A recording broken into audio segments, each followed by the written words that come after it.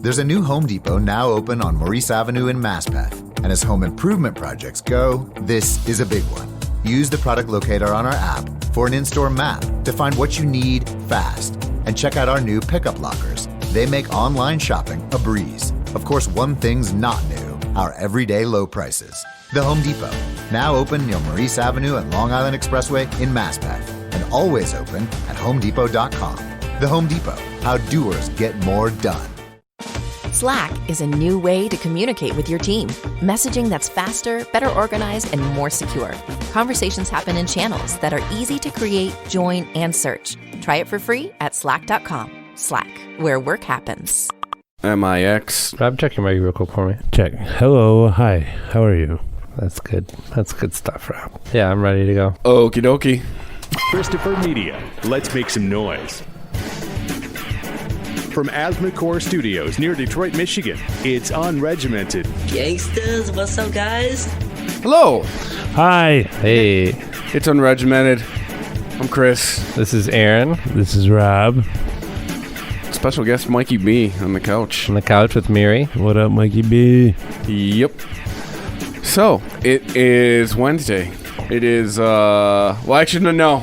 It's, when you hear this, it'll be Monday. But for us, it's Wednesday. It's a couple days before the 4th of July. Yep. Happy birthday, America. A couple things wanted to start out with. I'd like to thank you for liking Christopher Media on Facebook, following us on Twitter. For this show, it is at Unregimented Pod. Just thank you for everybody who's listened so far. I keep an eye on the statistics all the time. There's lots of you listening. Thank you. And then please, if you like it, tell somebody. Spread the word. Yeah, share with a friend. It's how this gets down. You have to tell somebody. You can subscribe now to any Christopher Media show on iTunes just by clicking through the banner on ChristopherMedia.net. So there's no need to go anywhere else but ChristopherMedia.net now. The number one source for all Christopher Media. Yeah, kind of makes sense since it's in the name. And two, if you happen to hang out on iTunes and perhaps buy a song or an app or something, they will throw us a little bit of change. Clear your cookies first. Yes, please. That's if you want to get the hit, you got to clear your cookies. Yeah. Clear the cookies. That's how the intranet works. You can also support Christopher Media by donating using the PayPal button on ChristopherMedia.net. Please click through the Amazon banner and bookmark the page. When you buy something, Amazon will also kick us back a little money to keep Christopher Media going. And if you're looking to launch your own website, please click through the HostGator banner at ChristopherMedia.net. That's who we use to host all of your favorite Christopher Media shows, like Unregimented. And the Weedsman. Yes, the Metalhead Offensive, Eminem Question Everything, and Todzilla X. yes, the new sensation that's sweeping the nation. Well, sorta. We're accomplishing our goal. We got Todzilla's out of Chicago. You got the Metal Show is out of Tampa. Eminem are out of Rochester, New York. We're out of Detroit. So we're Diversifying. we're building a nice little network here. If you know of any podcasts that would like to help, put them in touch with us. We're looking to help spread the word. You know, we need to get a little bit more out west. Yeah. Maybe some more East Coast, and then eventually the world. Yeah. Take it out. But I think I've officially hoarded everything out. You know, sad news. America's birth week. Sad news? Yes. Sad news. Yeah. What's the sad news? Well, if you give a fuck, we lost in the World Cup. Oh, right. So this is the last time we're going to talk about soccer? Yes, last time we're going to pretend to care about soccer, just like everybody so else. sad. And I will give it up to Mikey B. I'll say this so people can hear it. Mikey B. actually, he's the one person I know that actually does like soccer. He loves it. Mike's going to talk about soccer next year, and he's going to talk about soccer the year after that, and he's going to talk about it. He buys FIFA every year. And I still will not care. Yes. And has many, he's a soccer fan overall. Unfortunately, our point that we all celebrate is there's not too many guys like Mike. Well, they seem to be increasing in number. No? Mike's shaking his head no. He feels more and more alienated as each year goes Right. by. That's the He's same. pushed more towards the fringe of sports. It's like the same lie we keep hearing that Detroit's been coming back. How does it feel to be less popular than women's basketball? Oh. You know what? It's true. It is true, yeah. There's a sustainable Major League Women's Basketball League. It has been for some time. Yeah. The soccer leagues keep revolving. Well, should we jump right into the Supreme Court decision? That seems to be the talk of the town. America. Might as well talk about American things. Yeah. Yep. Well, if you're not aware, I mean, it seems like a lot of people are following this, so I'm sure we're not talking to very many people that are ignorant on this issue. But if you haven't been following it, there was a court case that was against Hobby Lobby. Actually, Hobby Lobby, I would say the way around. Hobby Lobby was suing for its right to deny birth control, certain forms of birth control, to people covered under their health insurance. Well, I guess basically because they are a Christian organization or business, and which I guess businesses can have, if they can be people, they can have religion. The idea is that to them it's tantamount to abortion, preventing birth in certain ways. Argue what you will about that. That's kind of a different subject. What we're talking about in this court case is that it really comes down to religious freedom, because they actually found in favor of Hobby Lobby's freedom to deny certain forms of health care. They're a private company. Yeah, I mean, I think a lot of people, their gut reaction is to disagree with it because they disagree with Hobby Lobby, which I disagree with Hobby Lobby in general. But we're talking about basic rights, and that's what the court looked at too, I think. In a 5-4 decision, they said, yeah, it's within your rights to not have to compromise your religious principles just to please others. And you shouldn't have to be forced to do so by the government. Right. Absolutely. You could argue that, it's part of Obamacare, the providing birth control for women, and you could argue that is their right to birth control. But when we're talking about basic rights, the freedom to practice your religion is in the Bill of Rights. It's the First Amendment to the Constitution. It's right in there with freedom of speech. Yep, and there's nothing in the Constitution. I don't mean to sound like somebody who's just trying to talk bad about Obamacare, but there's nothing in the Constitution that says that we deserve health care. Right? There's very little. I know that, and I've argued that point. But the first argument that people will bring up is it's part of the whole life, liberty, and pursuit of happiness. No, which it isn't. I don't think so. Which isn't it in the Declaration of Independence? Like not the life, as in, will protect you from other people trying to blow us up. In general, liberty, and the fact that we enjoy a lot of freedoms here that most countries don't. Pursuit of happiness is the only thing that I'm just like, whatever that means. But that's the one thing where a lot of people will. That's the one. Gosh. Because it's open. Because it's so open for interpretation. There was one phrase I could take out. That's the one people will parade out and say, it's part of the pursuit of happiness. It's what makes me happy.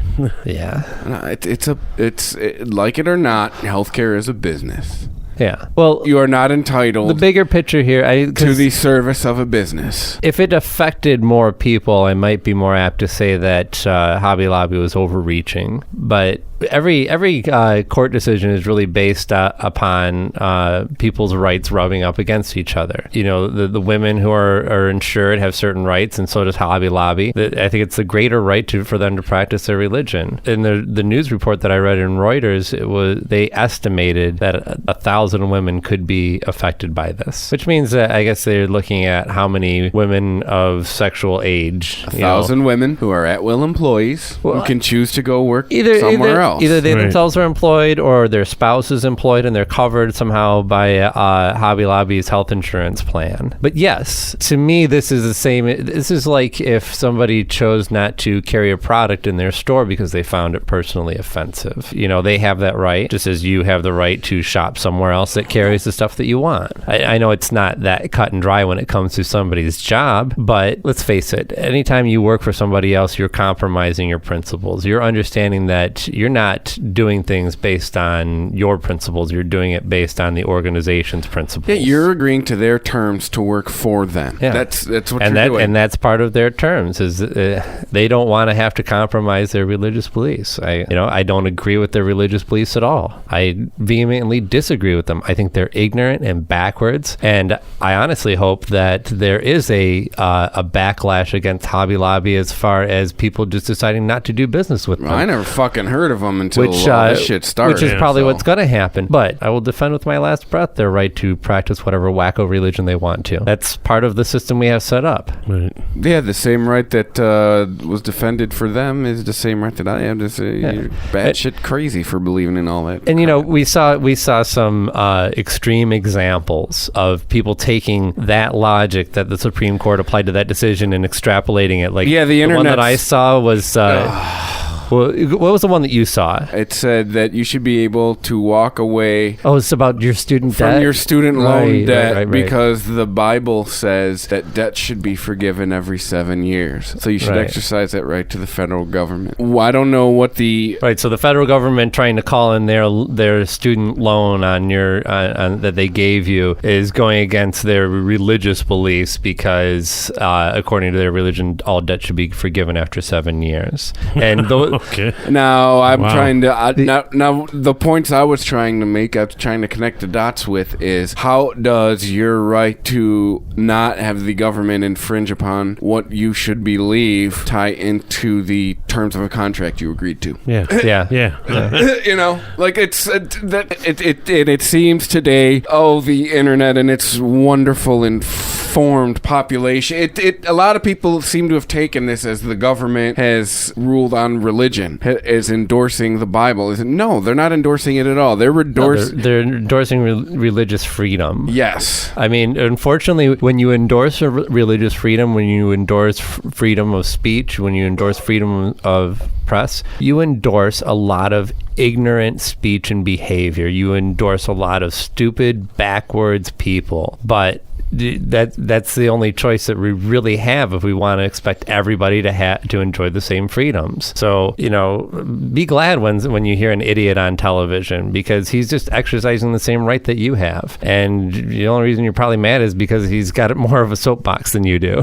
Yeah. to express his ideas. Like, why is that idiot on TV and I'm fucking in my kitchen? Right. Well, because he has people who want to listen to him. Yeah, because maybe he's not as big of an idiot as you think. Well, maybe not. I think hurrah for the Supreme Court because they could have buckled to popular opinion on this and had a bigger mess on their hands overall, I think, in the end. But still, it would have been easy to go with the people, quote unquote, on this. But they really did because, I mean, they went with the people's basic rights. Yes, they did. In the end, they did go with the people because this would have been that would have been a very, very slippery slope because then it would have opened the door to the government can now tell you what to believe, can now tell you what beliefs you can and cannot enforce. But they didn't. Hey, 1 out of 1,000 ain't bad, Right. Government gets something right every once in a while. Or at least they give us the perception that they got something right. Yeah, every once in a well, while. I have to say, I think in general, the Supreme Court does a pretty good job of upholding basic human rights. They get a lot of things wrong on technology. They get a lot of things wrong on,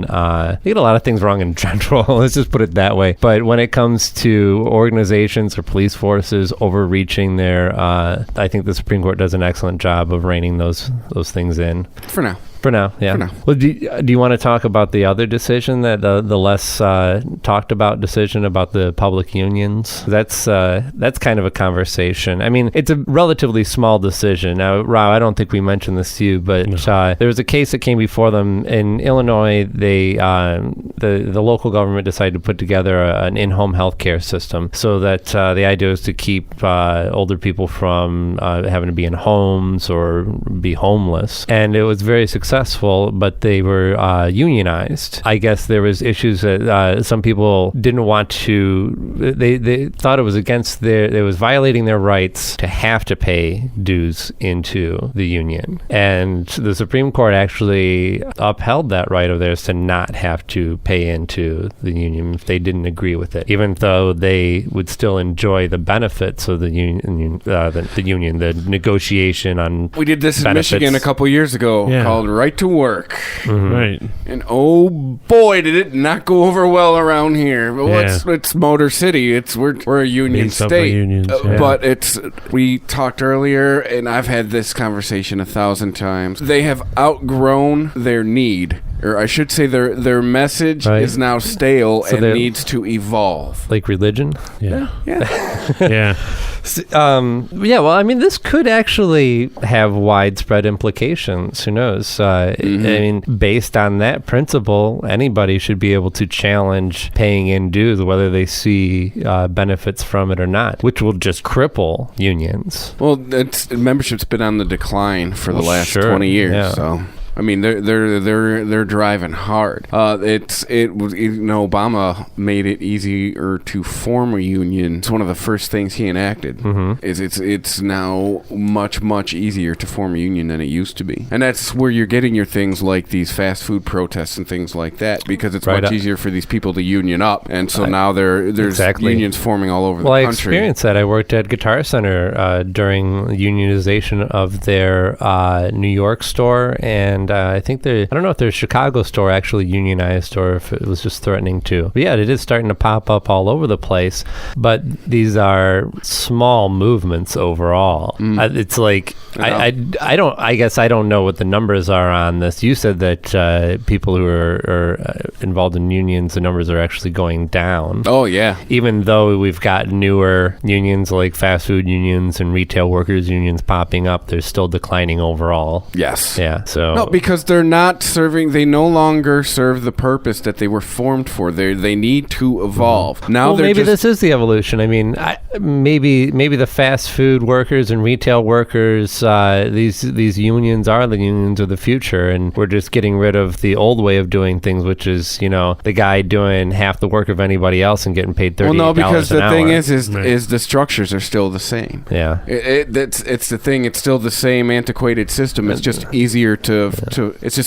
form a new union in it. The system certainly seemed to work when it was needed, and but that was 100 years ago. Not 100 years ago, but it did give us our middle class in America, basically, and it got rid of a lot of good things, or got rid of a lot of bad things, I should say, like child work, long hours, but in general, I guess they just got greedy. Is what it comes down to. Yeah, you could see that happening in a lot of the unions around Michigan. Yeah, they just get greedy. They're just political action committees in a sense. They're fundraisers for themselves. They manipulate the political systems wherever they're at. It just seems like their message needs to evolve. It needs to turn into workers' rights have evolved. The whole reason that they were formed in a sense was for workers' rights. Yeah, workers' rights 100 years ago are different now. The whole thing is when I talk like this, when I have this conversation, it's the first thing. Well, thank you for the 40-hour work week, and thank you for that. And right. Yeah, it's because kids can't work, and it's 100 years ago. Sure. Okay. Great. Thank you, 40-hour work, or thank you, unions, for 40-hour work week. Or I could move to Spain. What are you doing now? What are you doing now? You're collecting dues and fill in the blank. Because from what I've seen, at least here in Detroit, it means you can't get fired. One thing I don't like about it is everybody should be held to the same standards, and they're not. If I go to work and get hammered and stoned on my lunch break, guess who's not coming home with a job? Right. Me. Right. But it was a big news story around here about 3 or 4 years ago. There were guys actually videotaped on their lunch break, drinking 40s, smoking joints, didn't get fired, still working to this day for Chrysler. Why? Why are they held to a special set of rules? Because they pay to belong to a club. Right. Yeah. I experienced the new right to work laws in action here in Michigan when I was fired from my last job, and when I was fired under circumstances which I'm not going to get into, but I think were unfair. And when I explored the idea of challenging them legally on that, I was told, no, you live in a right to work state, and that's just how it is. They don't have to have a reason to fire you. And I mean, bigger picture, honestly, as pissed off as I am about getting fired, it's not only right to work; it's an at will. At will, yeah. It's at will is what it is. Yes, I'm sorry. That's correct. At will means at any time they can go, this isn't working out. I've been on the other side of that as a manager, trying to, I have a person on staff who is a cancer to the rest of the operation, and I want to get rid of them. I've been stuck in situations where you have to prepare your paperwork on this guy that isn't going to work out. The other part of this is, yes, we're at will, but the other fun part of it, because of our sweet and awesome litigious society, is you have to have a goddamn paper trail. You can push, you can trumpet the at will status all you want, but if you don't have a sufficient paper trail and they get you to court, because they can claim, you're just gonna be writing them a check. Wow. Yeah, because they can claim discrimination. Yeah, you have to show that you're treating everyone the same. So So at-will state, sorta. Regardless, I don't know if you guys saw in the news too, the reports on the automakers here in Detroit seem to be doing quite well. We've seen reports of auto sales going up. The stock market seems to be doing really well overall. I'm not going to throw out any numbers because I don't know what any of them mean, but I just know what the headlines tell me. All three of the big three here in Detroit are up as far as business is concerned, despite still being kind of the same ignorant, non-forward thinking companies that they were in the past that caused them to fail in the first place, frankly. Right, especially with all their alternative fuel vehicles that they're supposed to be making. Right. Well, I read a story that back in 2010, Google had a meeting with representatives of the big three, and it didn't really go so well at all. They were really on opposite sides of just about every issue. Told you, man, they're keeping down that automatic car, man. Oh, yeah, well, that's what they approached them on. Yeah. And they're saying, fuck no. Yeah. And hell no, they don't want that. I'm telling you. You think I'm... Especially, yeah. Oh, yeah, for sure they don't want You dismiss me as a fucking high-on, and I'm telling you, man, I'm not disagreeing with that at all. Plausible logic. I'm telling you that the driverless car is inevitable. Law enforcement won't let it happen. Law enforcement and oil. Well, the reason that Detroit is afraid of the driverless car is because it bases all of its marketing on this car being an extension of you and how you're seen in the world and your status symbol and how fast this thing is going to go. For many people, it would be really difficult for them to adjust to a driverless vehicle. I relish it. I cannot wait. I'd come in handy on days like 4th of July when you drink, a case of beer. But here's Google. Take me home. One of the most forward-thinking and wealthiest companies in the U.S. who wants to do business with you. You just can't see past your own nose to say yes to any of it. And so they're just going to sit back and, well, let's see about this. Well, they'll see. They'll see when we have to bail them out again, which I didn't agree with in the first place. Barry O ain't going to be around in another couple decades. And you think anybody else would have handled that differently? Yeah. We're a swing state. Michigan's a swing state still. We could go either way. And whoever lets the automotive industry fail is not going to get many votes in Michigan. Yeah, that's Obama. What it comes down to. That was Obama ensuring he was going to take Michigan in 2012. That's what that was. So was the unions thing? Oh, I'm sure there was. And the immigration. I'm sure there was lots of union money thrown his way. The whole immigration issue now is to help secure Hillary for 2016. They're just securing votes. That's the major voting block that's up for grabs these days. It's Mexicans basically. Not that the illegals are voting, is that they have the ears of the people who are here legally who are voting. That's why it's such an issue. That's another thing that's been in the news is Obama's plan for giving a path to citizenship. What's his executive order he's about to go do? He wants to pass this law that gives illegal immigrants who are in this country a way to apply for citizenship and still be able to work here, basically, and contribute to the society. Isn't that called a visa? Yeah, but you can't sneak into a country and then ask them for a visa. Visas you apply for while you're still out of country. I get what you're saying now. It's a post ipso facto visa, I guess. There's no way that he's going to get it passed through Congress. I mean, he just doesn't have the votes for it. No, he's doing an executive order. Yeah. So that's why he decided to do the executive order. Which they still have to vote on, which people forget about. Yeah, Congress still does have to approve the executive order. Yeah, but it's a different voting process. I wish, I shouldn't even talk because I wish I have to look up the exact way that this works. But you are right. But this actually goes back to the thing that we had talked about last week with John Boehner and his lawsuit, because that's part of the reason these executive orders are the reason why he has this proposed lawsuit against Obama. But one thing that I didn't take into account, and I was watching Bill Maher's show, and he had mentioned it, that any law that they try and get passed, they'd have to pass a new law saying that you could sue the president first. And any law would have to be signed by the president. So the president's not likely to sign a law saying you can sue me. Yeah. Hey, I'm signing this in the law that says you could sue me. No, that ain't happening. That's a nice loophole. Not going to happen. Well, another spot where Google was in the news real quick was, they had appealed to the Supreme Court. There's a high court judge in another state who was slated to hear a case, basically the people versus Google. This case was basically the people versus Google because when they were doing their Google mapping in their little tour, going around in the cars with little balls on the top, they use Wi-Fi to help their positioning, and that's how part of how Google Maps work. It accesses GPS and Wi-Fi, and when they did so, they accidentally downloaded some information on these Wi-Fi networks, these private networks that were unsecured. So basically taking their information. Well, yeah. I mean, they were just pinging the router for information as to location, but they got back more than they wanted because of the nature of the unsecured networks. Well, I guess the question is, did they use any of the information? Well, no, it was a complete gap. The ill-gotten gains. No, absolutely not. And they didn't even mean to do it. They tried to appeal. They appealed their case to the Supreme Court, and the Supreme Court refused to hear it. They ended up settling for $7 million. Wow.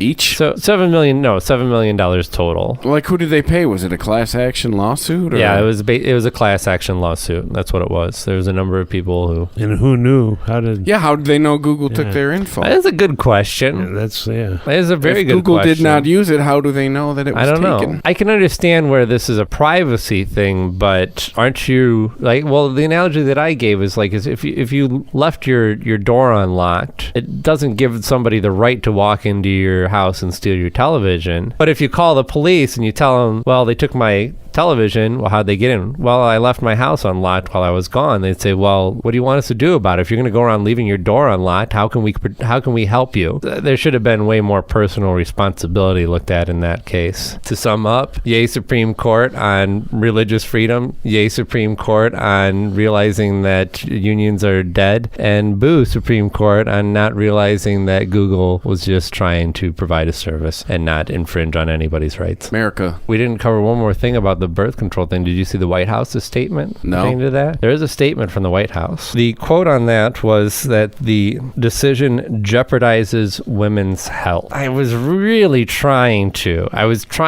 expand the liberal side of my brain as much as possible and think of any possible scenario that could happen. And I failed. I could not figure out how not providing birth control would endanger somebody's health. That's so stupid. I have nothing to say about, wow. Just wow. Do you think we're that fucking stupid? This is what you say to us? Well, apparently the answer is yes. The answer is a resounding yes. Clearly, the popular opinion is for the people on this, as we mentioned earlier. So that's why they come out with this statement. They're appealing to the masses with this, even though I don't know where the hell they're coming from at all. Wait for Congress to pass a law that they can fucking overturn Supreme Court decisions. They're just that dude in the room that pops their head. Oh, what's going on here? Hey, what's going on over here, guys?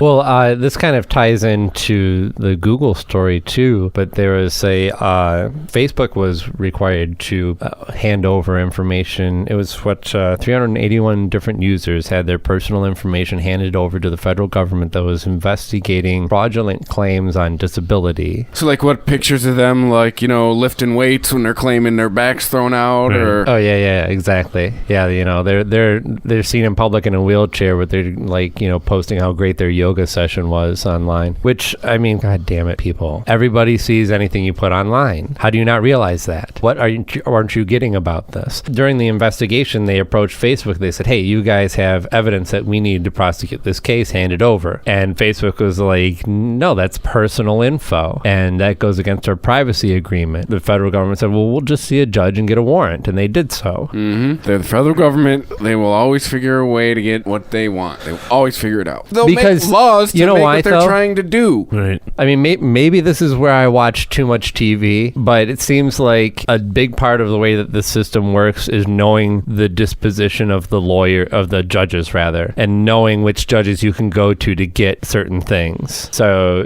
I know that so-and-so is very conservative and he's very pro-choice or something like that. So, I know I can take this to him and he'll rule in a certain way because I know his beliefs. I think that's a big part of the system system.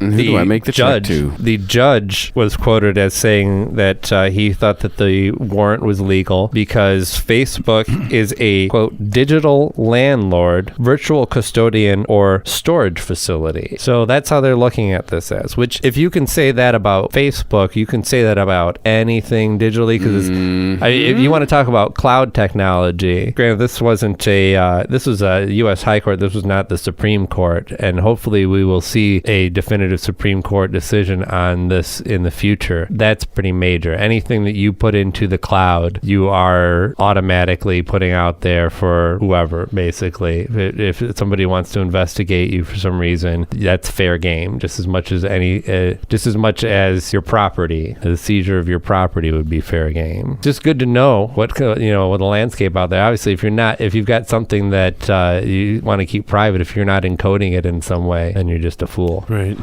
Well, if I'm gonna defraud the federal government, I don't know. Stay away from Facebook because they'll give you up. I don't have anything to hide, and also there's just the notion that the more information that's out there, the less likely they are to actually get anything out of that information. It's just more white noise, more background noise. Why don't you chill out? Let's lighten it up. We got some light stuff to talk about. Rob, I didn't tell you the story I read on BBC's site that was about, where was this guy from? I think it was Minnesota. I'm pretty sure it was Minnesota. 52-year-old man that they're hailing as a hero because he bent a car door in half to remove a gentleman from a car that was on fire. Holy cow. I'm reading the story, and it's talking about how he saved this guy, and he was praised by the rescue team that arrived on the scene and said that this guy in the car would have perished if it wasn't for this citizen who just happened to be driving by, see this car filling with smoke, and pried the door off and pulled him out of there. To actually pull, he didn't bend it in half. They said he bent it in half. Right. What do you got there? So he basically he got his fingers into the top part of where the car seals, or the door seals against the body of the car or whatever, and just pulled that skinnier part of the door down until the glass broke, and he used his foot to wedge against the side of the car. I'm not a big guy. I could probably do that, especially in an emergency situation. Especially in an emergency situation where you felt somebody was at risk. But then the question arises, what was going on inside this vehicle that the guy couldn't free himself from it, right? Right. At least to me. Well, then there was a short little paragraph at the end of it saying that during this whole process, the man, who is unnamed, was in the car, mind you, with the doors locked, windows up, holding his breath. What? I wish we had a gif of how big Rob's eyes just got. Your face was priceless. His eyes just became saucers. Yeah. So I mean, this is the situation. Apparently, That's how this guy coped with the situation. He held his breath. He was quoted as saying, "Thank God my wife and kids weren't there." What are you waiting for, Superman? Yeah. Like, wake up, man. You got to get the hell out of that car. His car. He said the car started filling with smoke. He didn't know what to do, so he held his breath. And the rescue team was like, if he would have been in there another 30 seconds, he would have died. Right. Holy. I'm like, okay, thank you, hero, for preventing natural selection. Right. Hold your breath. Wow. Yeah, that guy should have fucking that Darwinism. Let that one go. Let that guy go. Yeah. The let guy him go, man. The guy who sits in his car and holds his breath while it's on fire doesn't get to live anymore. No. That's how that should have went. 'Cause that might involve more people one day. He might get back in that situation and just screw it up all yeah, that's what I'm thinking is like, yeah, thank God your family wasn't with you, but what about next time? I hope this never happens to you again. What are you going to do? Like, you have a house fire, you're like, kids, get into the basement. Yeah. Hold your breath. Put these wet towels on your head. We're all going to get in the basement. We're going to hold our breath. We're going to wait for the fire department and Superman to come save us. Oh, I should hold your breath. I'll tell you guys a short version of something that happened to me at work when I was working at the Guitar Center. We had a small fire in the bathroom. Bathroom fan caught fire and filled the bathroom with smoke. And we were getting ready to close up, and it was me and another manager that were closing up the store. And the other manager manager ran to the front and told we used to have girls that worked at the front door to check stuff out, told her to lock the door, to not let anybody out. And he came back to the bathroom, and I was getting the fire extinguisher off the wall so I could put out this small fire that was there. And he said, no, don't use the fire extinguisher. Those things have to be recharged. What? And and he hits the drinking fountain just outside the bathroom to try and get some water out of it to throw on the fire. Well, the drinking fountain, the fire had caused a short that caused the drinking fountain to not operate anymore. Meanwhile, I'm pulling the pin on the fire extinguisher, just going, "It's okay, dude. This is what it's for." Right. Yeah. Holy sh! Yeah. Was this guy in charge? Well, we were both at equal level. So he's probably CEO by now.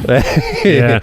Making big decisions. My God, Yeah. that guy probably has kids. Who did you learn fire safety from? Homer Simpson? Right. Just run around in a circle with your hands above your head. Oh, that's classic. Well, yeah, it is probably. I'm going to wave a piece of paper, and it's going to create wind. It'll blow it out. Right. Well, this is a little bit lighter. Actually, if you see the pictures, maybe we'll post a link to this on our website so you can check out. But some of these images are kind of dark. But this is a story on Bleeding Cool about this guy, Sean. I'll really try and get your name right. DeMumbrum. He's a writer for Bleeding Cool, and he's put together a couple of comic book anthologies based on musical artists, and the new one is 9 Inch Nails that he's curating right now. And he's making like a 9 Inch Nails comic book. Well, yeah, it's stories inspired by 9 Inch Nails called "Nothing Can Stop Me Now." You know, in this article, he talks about his love for 9 Inch Nails, and the other stuff that he's put together. There was 2 compilations based on the songs of the Smiths. There was one based on the Pixies. So now he's doing 9 Inch Nails. Like, what is he? Is it based on songs? Well, or yeah, stories that directly inspired by 9 Inch Nails. So, looking at the photos, but they got some of these. They got some fucked up songs. If you know anything about 9 Inch Nails. Yeah. Looking at the pictures of some of the artwork that they have already for this, it is very dark stuff. But it ranges from just looking like just inspired by the music in general to actually trying to illustrate certain themes in some of the songs. You know, there's one here with like a guy that's like Hellraiser style, like suspended by chains, and it looks like he's got some kind of he's got one angel wing and one devil wing or something. But anyway, these it's going to be a combination of actual illustrated stories and what we would call pinups, or just one page characters or pictures. And if you now, this is currently in production. You can already check out the other work that he's done on the Pixies and the Smiths.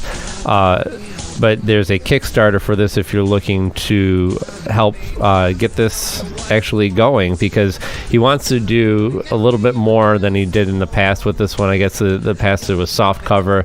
He wants this to be a hardcover, deluxe, really like coffee table edition style book.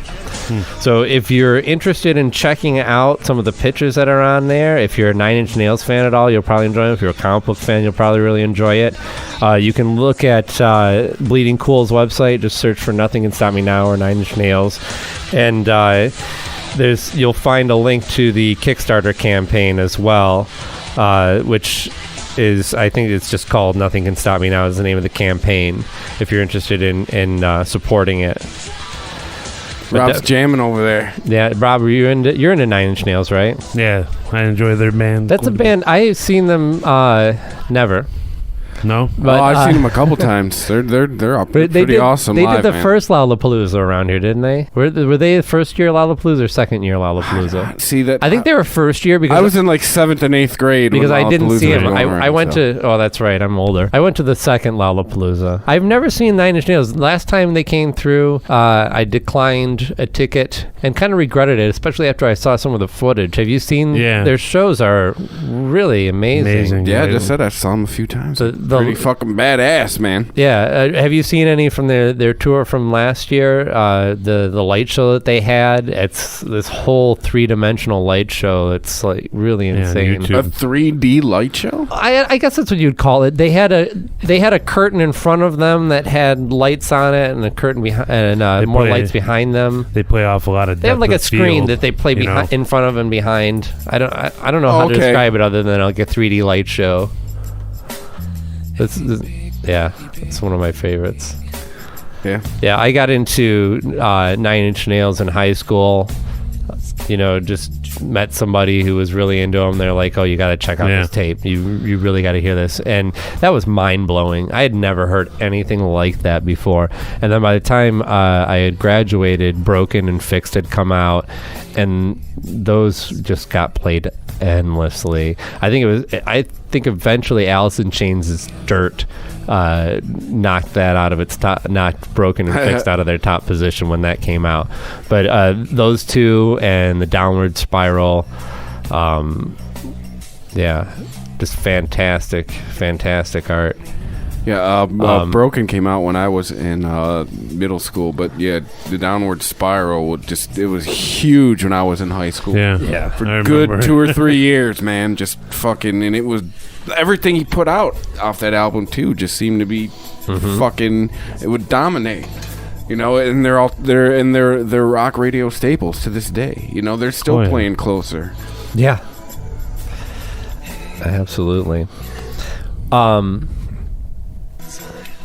Well, I've been on a tear reading a lot of comic books lately. Actually, I was up the other night and read every issue finally that I'd been collecting of Injustice. Which is the comic book series based on the video game, which, I mean, I know it sounds like a recipe for disaster, but is actually really, really good. That sounds good. It's actually, I mean, it's a crazy story. It involves just about all the main characters from the DC universe, but it's an alternate version of it. And anybody who's played the game is familiar with the basic story. Obviously, there's a lot more to that going on in the book. Great number of artists that have contributed to it. Tom Taylor is the guy who wrote it. Pretty amazing writer. It's the first time that I read any of his stuff, but he really has a way of presenting, because each one of these, it's a digital comic book, which is actually the first digital comic book that I've followed. Have you read any? You've read comics digitally, right? Right. But have you ever read anything that was made for the digital format? No. I've explored some of them and tried to be interested, because there are some interesting things going on out there with these, with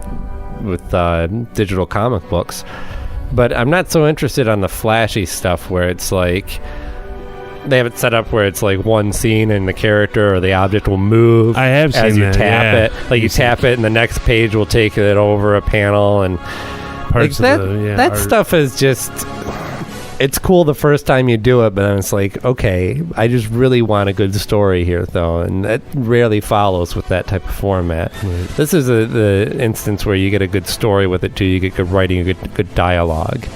But it is all digital. It's a shorter format. If you read it on an iPad horizontally, it fits perfectly on there. Nice. So it's not like the type of full page that we're used to seeing. And the writing is very concise. And he's really good at just with a few lines of dialogue, really showing the character traits that make these core characters essential. Batman and Superman and Wonder Woman and Green Lantern and everybody. Right. So I feel so adventurous right now. Yeah. We're like flying over Gotham. I can't contribute shit to these conversations, so I can at least give you cool background music. Yeah, to talk that's good over. music. Well, like this is your guys' wheelhouse. I just sit back and I know when to shut up. not all of the stuff that I read is superhero based. Although I do have a great love for Batman and the X-Men, and the Avengers. A lot of costume heroes. There's so much still going out there with non-costume hero related comic book stuff. Some of it's still really action and adventure packed. Both of you might enjoy the series that I read recently. I read the first volume of Velvet, which is a comic book written by Ed Brubaker. Do you know who Ed Brubaker is? I've heard the name before. Yeah, you're probably familiar with his name. It's been out there a little bit more because he was responsible for a major arc in Captain America, the Winter Soldier, which... Okay. That's probably where I heard his name. Like, the storyline that they used in the movie, the Winter Soldier Captain America movie, that came from Ed Brubaker's story from Marvel Comics. Okay. But big fan of Ed Brubaker. He's done Daredevil. He did a long run, a fantastic run on Captain America. He's very kind of gritty. If you're into, like, you know, spy novels or like stuff like The Bourne Identity. Yeah, I've read a couple of James Bond, Ian Fleming novels. Yeah, well, okay, so you might enjoy Velvet. Okay. Velvet takes place in the 70s, I believe, and it's about... Velvet is she's a secret agent, but basically she's the secretary for this agency. She kind of gets herself in a bind investigating the murder of one of the agents and gets framed for murder. Turns out that she herself is an extremely competent secret agent that was that nobody else in the agency was aware of. Yeah, so this is very like double cross, triple cross thing, you know, peeling back the layers of the onion, right? That sounds like a good story. Tons of intrigue and mystery and sex, and it's way different though, because it's all really, I mean, Velvet is the main character. This woman is like in her mid 40s, maybe even pushing 50. But she's the one that's going around, you know, seducing people and killing people and kicking them in the face and breaking into places and doing all this James Bond type of shit. Powering woman. Yeah. So it's interesting to see it from that perspective. But if you're just, regardless of the gender of the main character, if you're at all interested in spy, intrigue, you know, mystery type of stuff, you'll probably really dig it. Really dark kind of noir, gritty fiction. Sounds good. You don't hear many stories like that. Yeah, he is well known for A Criminal was another series that he did that was really good. I love that we have themes for this. I like it. And well, I guess the only other thing that I read that really grabbed me was the new Superman. Yeah, that was pretty amazing. Back to the costume heroes real quick before we wrap up this part of it. So you read the new Superman. Yeah, you said it was like issue 32 or something like that, or something. 33, I don't know. It's the Jeff Johns is the writer for it, who has been doing a lot of work on Green Lantern. If you're a Green Lantern fan at all, you know who he is. I'm not. Like, he seems to be very much one of these high concept guys. Okay. You know, the universe is constantly coming to the end. You know, it's constantly hangs in the balance. Right. But I really was interested in the new Superman because of the artist. Yeah, it was really nicely done. I thought that was fantastic. That was some of the best Superman art that I've seen in a long time. I'm a little biased. I think you're much more of a Superman fan than I am, I think. Right. Well, but I'm not really a Superman fan, but to the right, more Batman.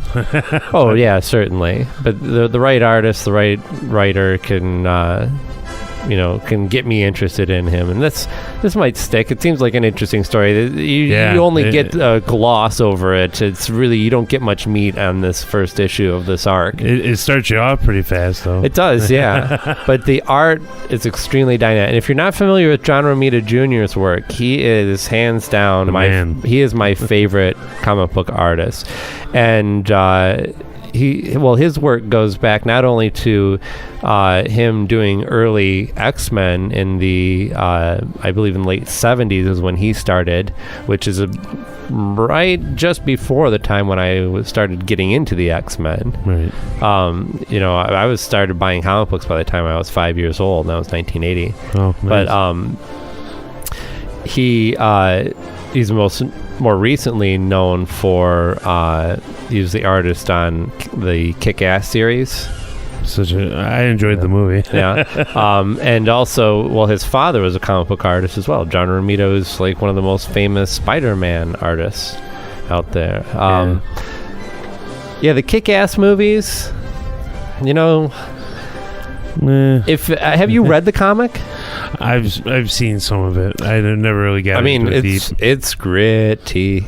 It's violent. It's graphic, and it's written by Mark Miller, who he is pretty much known for that type of stuff. He's got very cinematic comic book style, I guess. It's clear that this guy would rather be writing movies than comic books in general. Right. He had a good concept and some good writing in Kick-Ass. It was a very enjoyable series. First movie, really a different take on it, really more comical, and then they tried to go more back to the gritty side for part 2. I think that was too over the top. Man, that movie, I actually didn't finish it, and it's rare that I actually just Really? I've watched some crap before, just because it's on, but like that was just like, oh fuck, this movie just drags. Right. It was not enjoyable at all. There was no real character development at all. I know that's not what you're looking for in a movie like that generally, but there has to be something there. Right. There has to be something to attach to. It was just a big disappointment.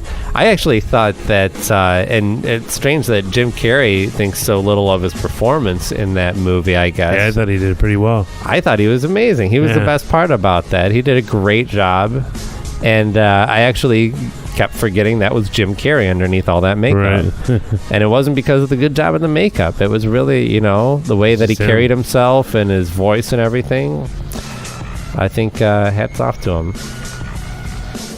But definitely the best thing about Kick-Ass 2. Yeah. Is this the theme from Kick-Ass? Yes. Is that okay? Yeah.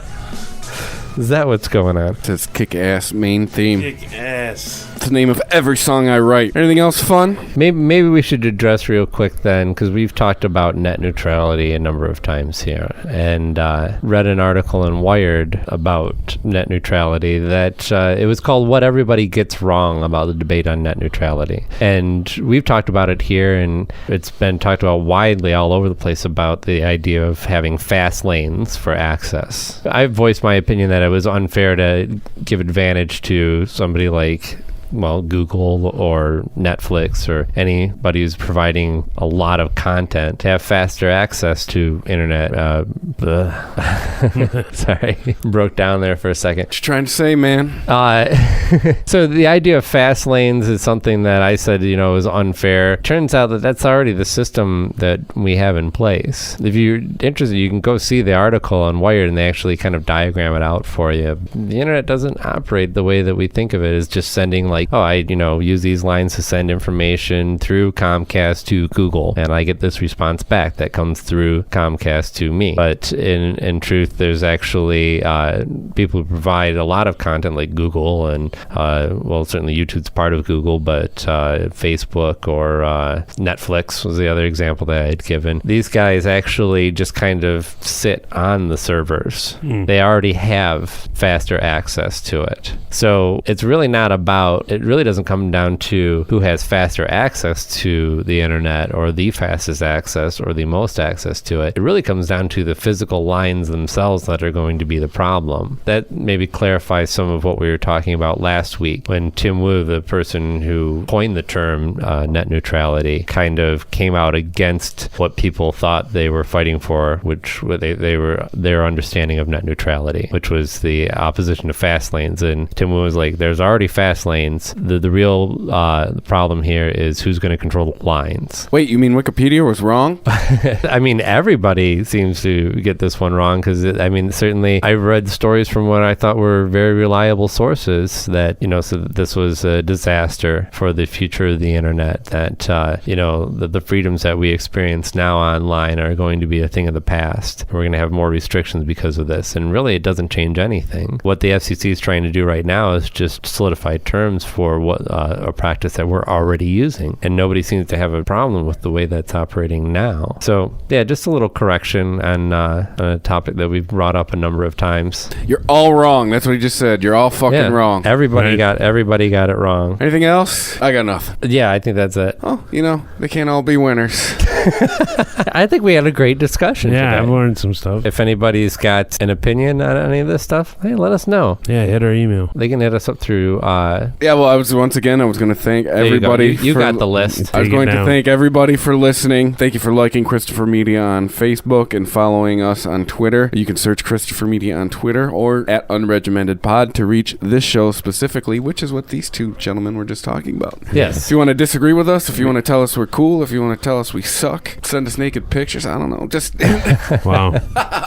You could subscribe to any Christopher Media show on iTunes by clicking through the banner on ChristopherMedia.net. And like I said, if you happen to also buy anything after clicking through that, we get a little piece of that. So if you buy a song on iTunes, we'll get like a dime, maybe, perhaps a nickel. But every little bit helps. Yeah, all the support counts, even if it's a small donation or just telling a friend to, check out our podcasts. Yeah, right now our main, other than online, our main source of advertising is word of mouth. You could support Christopher Media too by donating using the PayPal button on ChristopherMedia.net. Please click through the Amazon banner. You bookmark the page, and when you buy something, Amazon gives us a little change back to help keep Christopher Media going. One last thing, if you're looking to launch your own website, please click through the HostGator banner at ChristopherMedia.net. That's who we use to host all of your favorite Christopher Media shows, all one of them, like Unregimented, the Weedsman Podcast, Eminem Question Everything, Metalhead Offensive, our boy Toddzilla X. Yep. Should be a new episode any day now. I was talking with him yesterday. By the time you actually hear this, you'll have already heard his new episode. But awesome. Whenever you click through the HostGator link, you're helping to support ChristopherMedia.net. Check out Unregimented every Monday, the Weedsman Podcast every Friday. Eminem usually hit out on Sundays, as does the Metalhead Offensive. I believe they took the holiday week off. They should be back next week. Todd is just kind of putting them out as he's making them, which is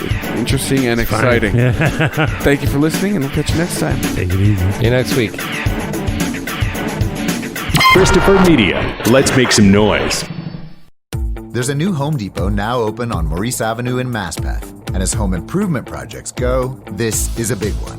Use the product locator on our app for an in-store map to find what you need fast. And check out our new pickup lockers. They make online shopping a breeze. Of course, one thing's not new, our everyday low prices. The Home Depot, now open near Maurice Avenue and Long Island Expressway in Maspeth, and always open at HomeDepot.com. The Home Depot, how doers get more done. There's a new Home Depot now open on Maurice Avenue in Maspeth, and as home improvement projects go, this is a big one. Use the product locator on our app for an in-store map to find what you need fast, and check out our new pickup lockers. They make online shopping a breeze. Of course, one thing's not new, our everyday low prices. The Home Depot, now open near Maurice Avenue and